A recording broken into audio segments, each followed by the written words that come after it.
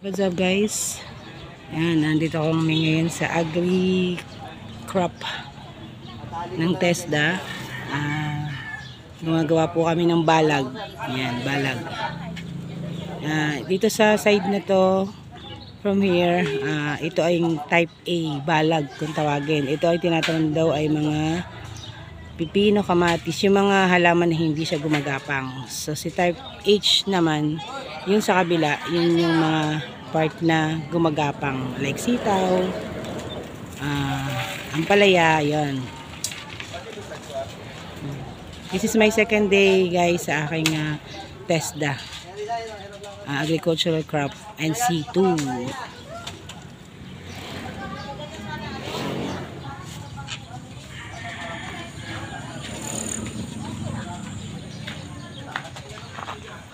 Yan, yun naman yung paglalaano ng yung sa mainit, yun yung naglalagay ka ng yung mga ano ba yun, binlid, yung mga buto na papatubuin mo. Yan, dyan. Doon naman sa kabila, yun yung isang araw nilagdi ka nung mga puno ng ng saging, tinadtad, tapos gagawing organic. Organic means ayun yung pag-aano sa mga halaman na para sila ay maging healthy. Ayun yung mga tanim namin. Maraming tanim dyan. May sili, may okra, may talong, may pipino.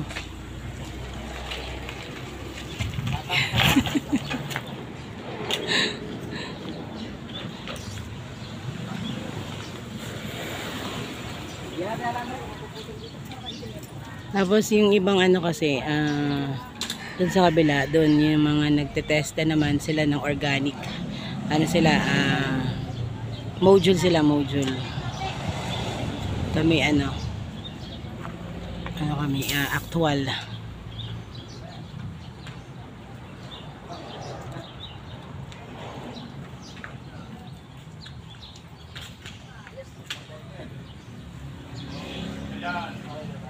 Isampay na yun, dapat isampay.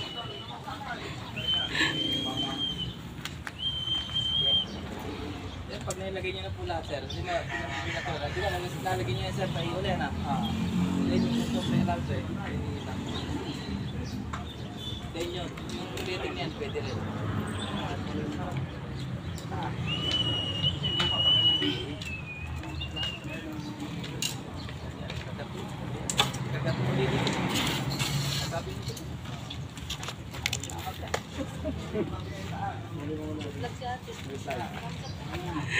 Hey, welcome to the vlog.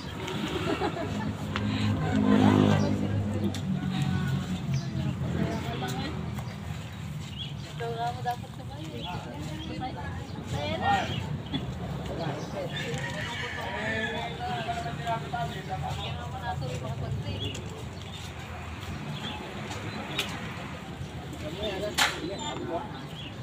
Wala tanggalan. Oo, tatuan. Mobilize ko na yan. Wala mo, may tanggalan. Yan, yan. By groups po kasi kami guys. Group 1 and 2 doon sa H type. Group 3 and 4 is dito kami sa A type. Yan. Yan ang aming instructor, si Sir. Sir, ano nga pangalan mo, Sir? Sir Al, yan. Kaway-kaway kayo sa vlog ko. Kaway-kaway. Jantang official.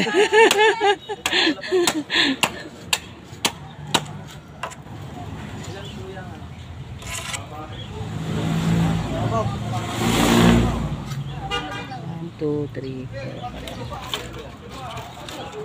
Marami pa yan.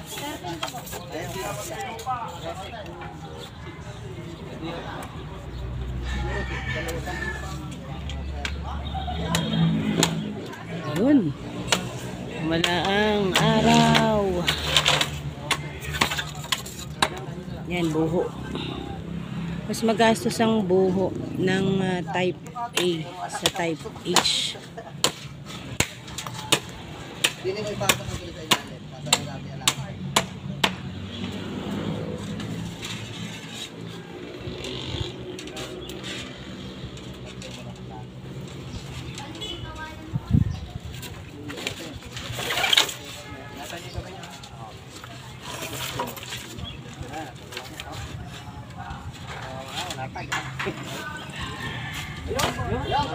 Yun. Nadala ni Kuya JR.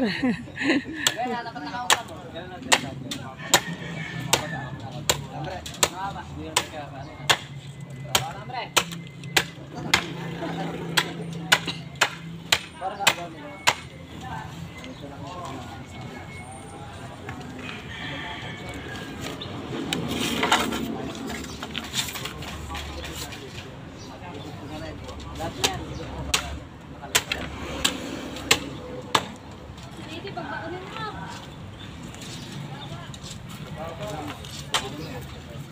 Si Eunice, kaya magbaon yan. Eunice, go Eunice. Go Eunice.